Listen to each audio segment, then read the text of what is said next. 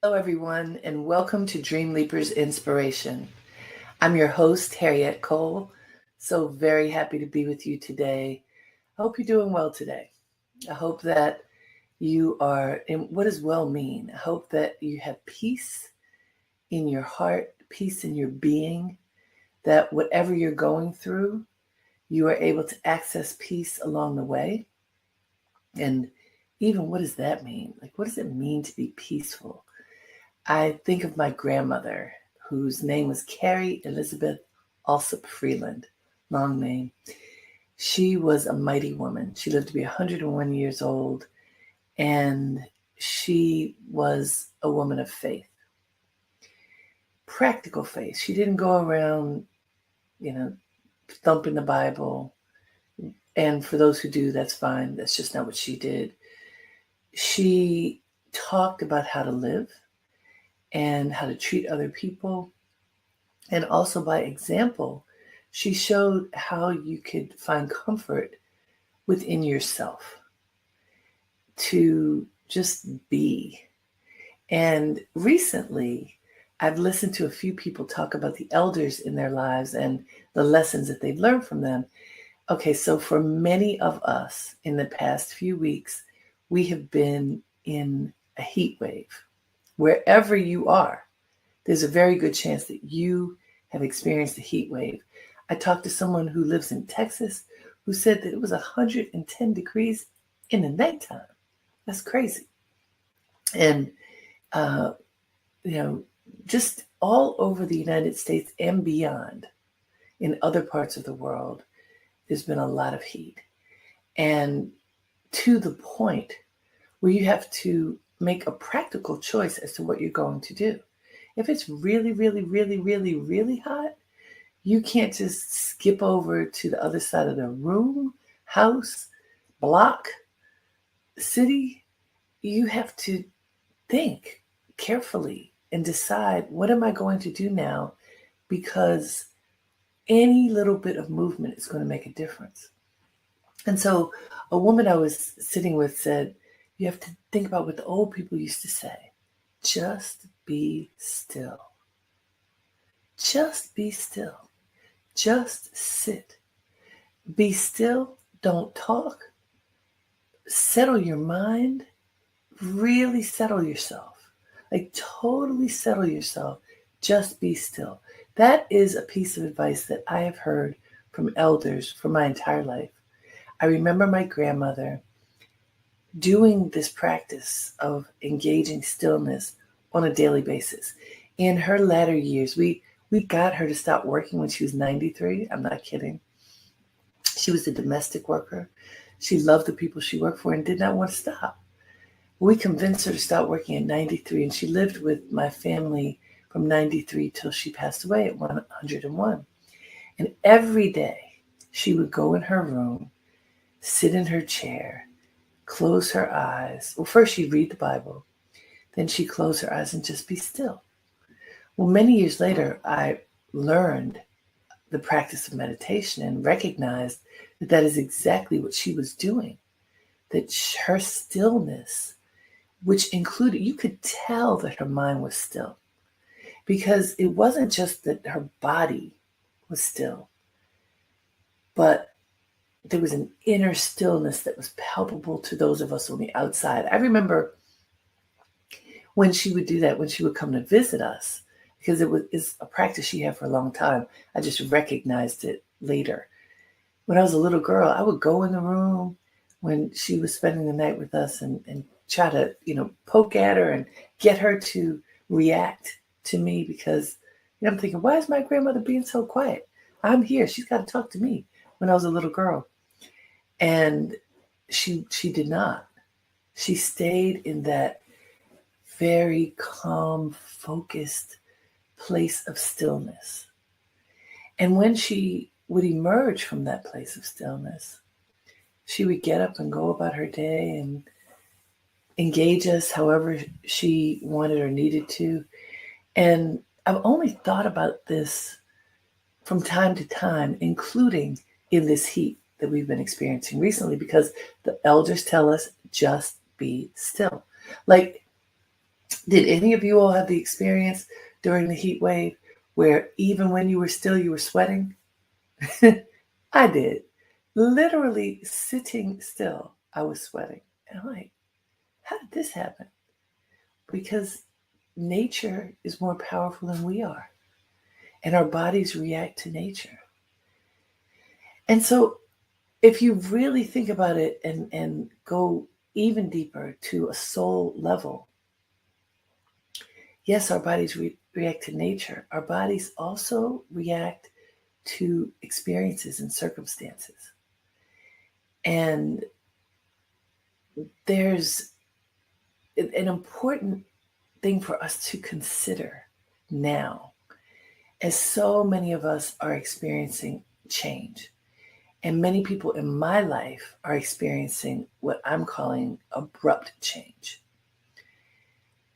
Change is a constant, we know that. But what do you do? How can you face change? Especially, nobody really wants change unless their circumstances are dire. If you're doing okay, you don't even have to be doing great. But if you're doing okay, you pretty much want to stay where you are. People like the familiar. They like the moment to continue if it's even a decent moment. Doesn't have to be extraordinary, just decent. We're like, okay, let me hold on to this constancy right now. We've talked about this before. Last week we talked about the balance between constancy and just the ever-changing landscape of life. And so this week I wanted us to talk about facing change. What do you do when abrupt change comes your way? What do you do? Ask yourself that question. What do you do when abrupt change comes your way? I think it's a fair question, and I want you to think about it seriously. Like, in your life, what have you done when abrupt change has come your way? Now, I'm going to give some examples of what abrupt change may look like. And hopefully I will include something that has been your experience, but I think you'll get the gist of at least some of the possibilities of what this might be. All right, I'm going to start with people in my life who have experienced abrupt change in the past few days and weeks. Illness.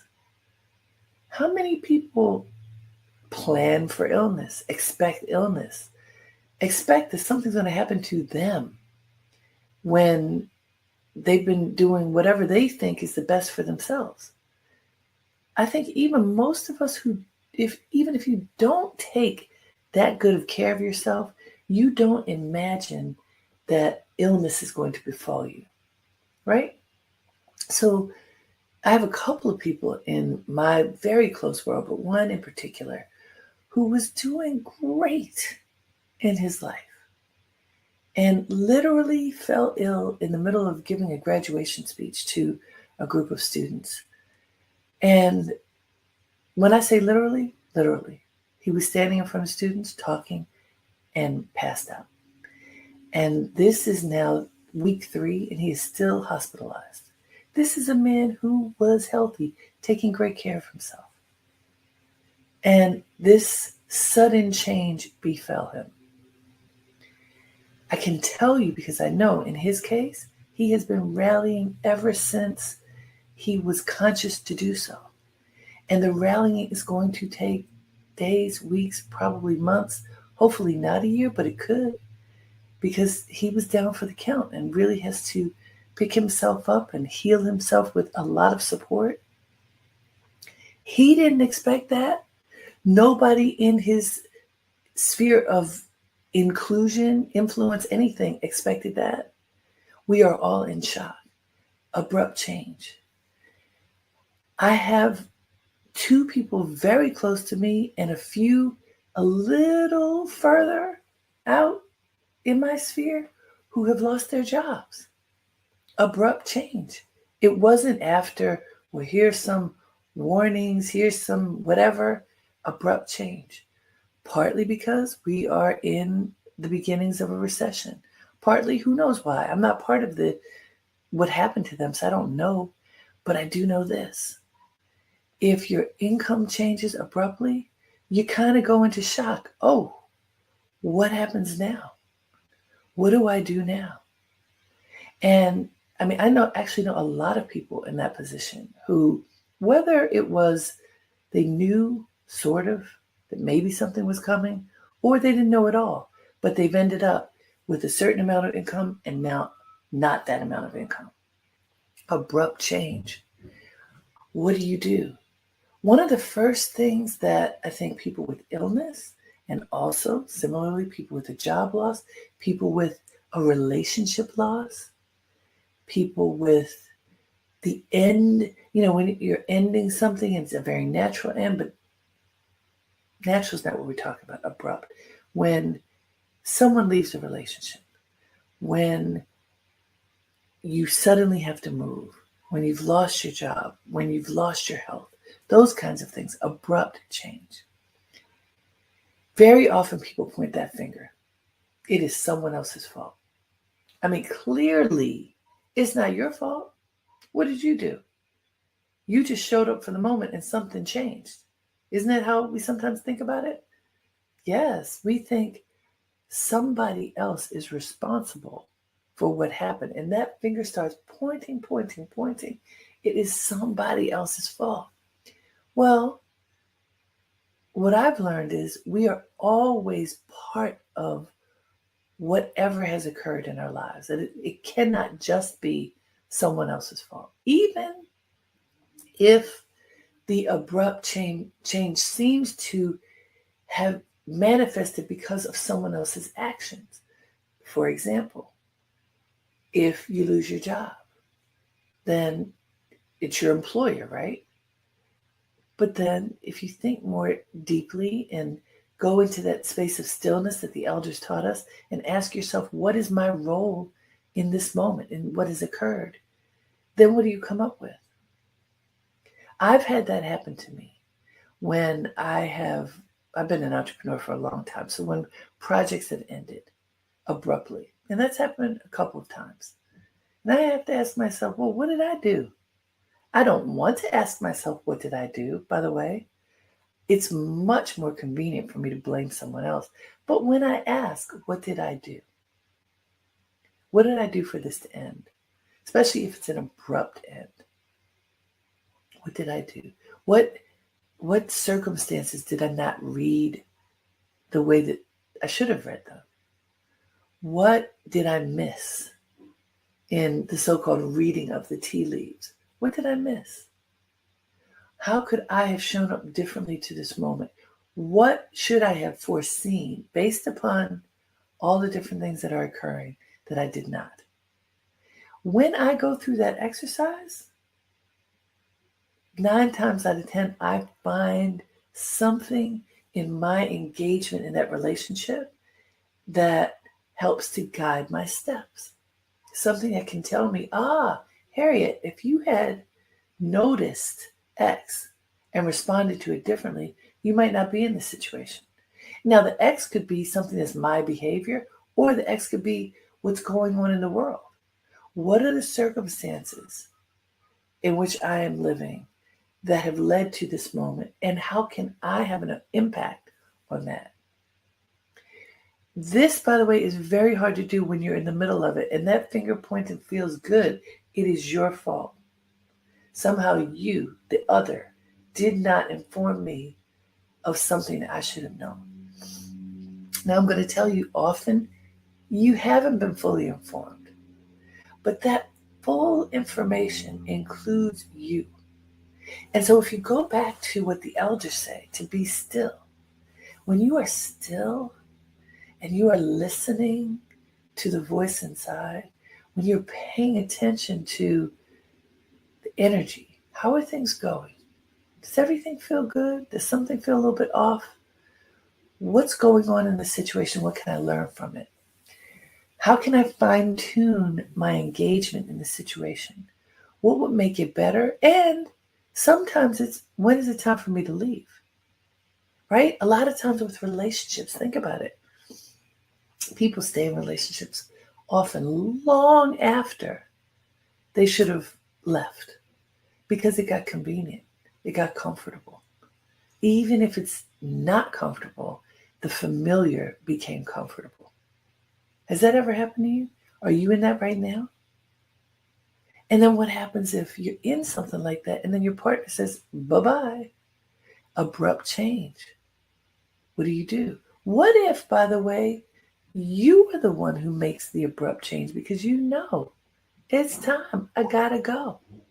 What if you do that? What are the repercussions of that? Now, honestly, when you have the choice, the conscious choice and the power, I typically recommend that you make a strategy, a plan, and then you execute your plan rather than, oh, I got to go right now. But there are times when that is what the moment calls for. These examples that I'm giving you are hopefully to help you recognize something in your life that may look like abrupt change, that may look like something you need to face in a different way. How can you look dead on, straight at whatever's going on in your life and calmly, quietly find the lesson?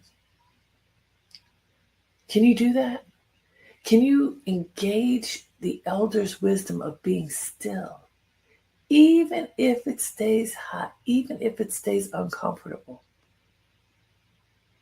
No matter what it feels like, even if you're like I was in the thickness of the heat a week or so ago, and it was sweating, it felt like it was raining on my face, even though I was sitting still. Even if it feels that intense and uncomfortable for you, if you stay with it, you stay with the experience, stay with the feeling. Allow yourself to look and see, where am I? Where am I right now?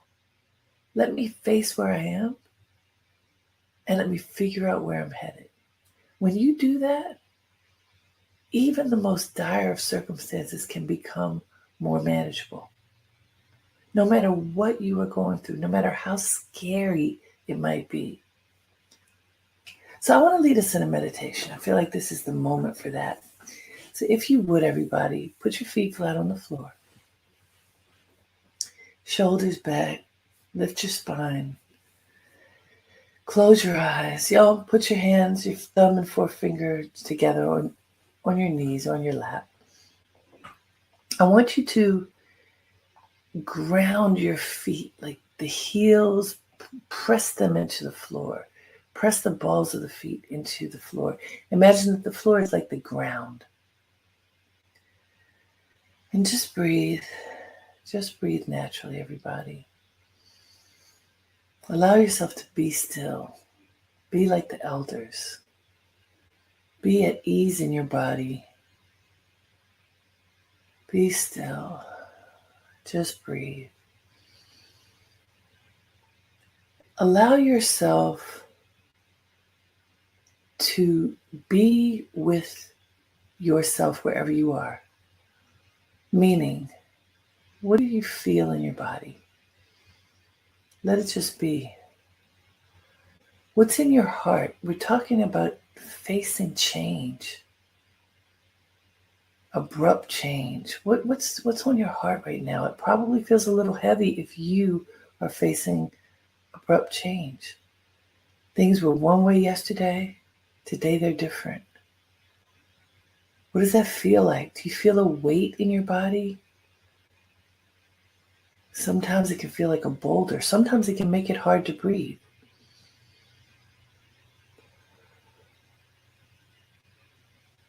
And I'm going to ask my assistant, if you can find the meditation music, would you play it? I realize I didn't even know we were going to do this today. But if you can, turn it on. I want you to just breathe, everyone. Just breathe and be at ease in your body. And if you feel, thank you. If you feel that weight inside of your being, offer light to the weight. Breathe in light. And exhale light. Breathe in light and breathe it right into that place in your body where it's heavy. Imagine, see the light as you breathe into that part of your body. And imagine it dissipating as you exhale. Continue to breathe in light, and exhale light. Give yourself the gift of light, the healing gift of light. When I would go in my grandmother's room, when she was meditating, when she was being perfectly still, it often felt like there was a bright light in the room, surrounding her, kind of emanating from her with each breath, with each of her quiet breaths. In and out, there was light in the room, light in the space. And when my grandmother passed away, at her funeral, I think there were 11 ministers who spoke. Amazing. And all of them talked about being in her company and that it meant being in the light. So what does it mean to be in your light? Breathe in light, exhale light. Breathe in light, exhale light. Feel the light fill your being, calming yourself, switching places with the darkness and the heaviness. Allow your exhalations to release darkness, your inhalations to bring light to every cell of your being. Just breathe.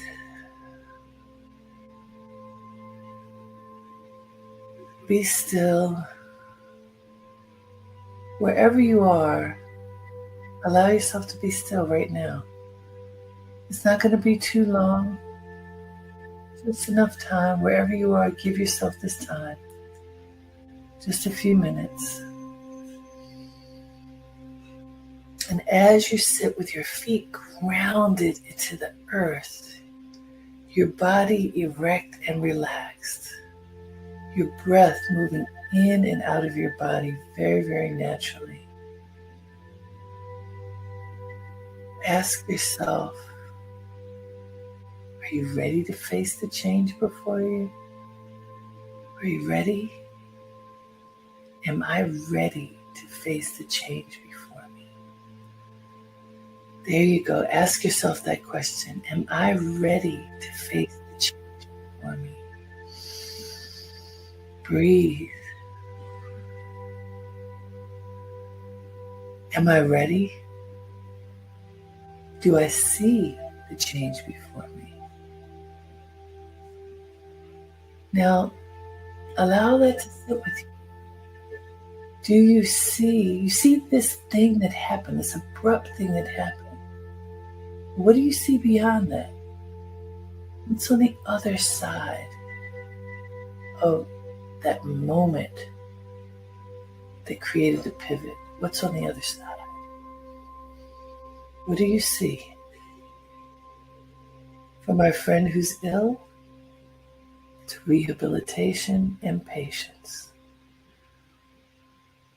For my friends who have job transitions, it's looking out into the universe to see what's next. What's next? What great opportunity lies ahead of me?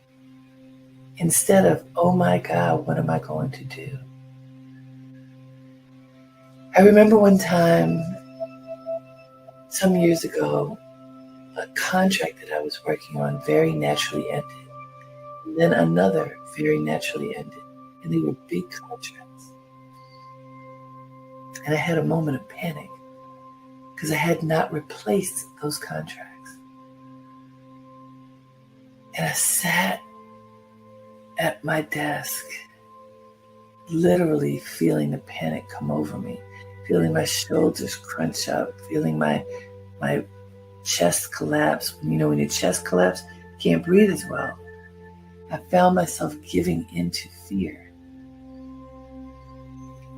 And then I remembered, meditate, be still, listen to the voice inside. And then I literally looked down. And I had taken up a practice some years before, a hobby of crocheting. And I'd really gotten into it, making all these very interesting pieces. And I said, oh, maybe I should focus on this for a moment. And I don't know, 5, 7, 8 years, I had a very active, lucrative crochet business. It started from when I looked down. I didn't know what I should be doing. I said, oh, maybe I'm supposed to do this. It was literally in my hands. What is right in front of your face, friends? What do you see? What is just right there in front of your face that you haven't noticed before? What is it? What do you see when you look past the pain, past the fear, past the doubt, past the worry, toward faith, toward hope, toward potential, toward possibility, toward the light? What do you see? What is right there? For me, literally, I was crocheting while these things were happening. And while that business didn't last forever, it lasted for a long time. And it didn't last forever because I realized I could not scale it in a way that made sense for me to continue as a business. So you do things for a while and maybe they aren't forever. How do you face change? Look past the fear. Trust in yourself. Pay attention to your skills, your talents, your gifts. Notice the people around you who are just waiting to support you. Maybe they're just standing off in the wings because you weren't ready to receive them. Who, what is waiting for you? Welcome them. Welcome your strength, your creativity, your capability right now. What do you see? I hope you see possibility for your life. In stillness, we can see so much. All right, everyone. Let's take another deep breath. Breathing in the light and long out. Exhale the light. And very gently open your eyes. How do you feel? How do you all feel? I hope you feel good. I hope you could see past the fears, past the things that tell you you cannot. Because in reality, you can. You can do whatever you want to do. You really, really can. And I want you to understand that within you, no matter who you are the tools to save your life, to nurture your life, to create possibilities for your life, no matter what has occurred. This is the part that's hard to accept when you are feeling in a vulnerable place. But I promise you that it's true. Even in whatever we consider to be our darkest hour, even then, the potential to rise up and engage your joy is right there. To rise up and engage your power. To rise up and carve out a path, if that's what's necessary, for you to be happy, whole, healthy, and prosperous. It's there. It may not feel like it right now, but it's there. The universe The universe has enough abundance for everyone. It's hard to believe because people try to hold on. But the universe offers enough for all of us. So just take what you need and allow that to support you as you move forward. Surround yourself with people who will love you to full strength if you're not feeling strong right now. Right? You can do it. You can do it. Remind yourself you can do it.